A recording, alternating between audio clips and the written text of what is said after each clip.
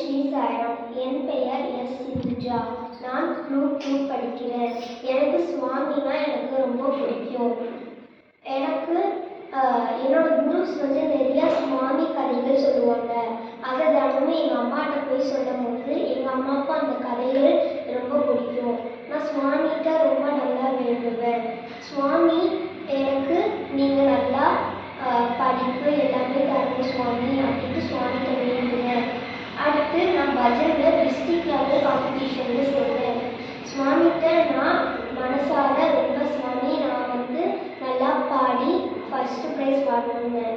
அடுத்து சுவாமி எனக்கு first prize கொடுத்தாங்க. அதுக்கு சுவாமிகிட்ட நான் தேங்க்ஸ் சொல்லுறேன்.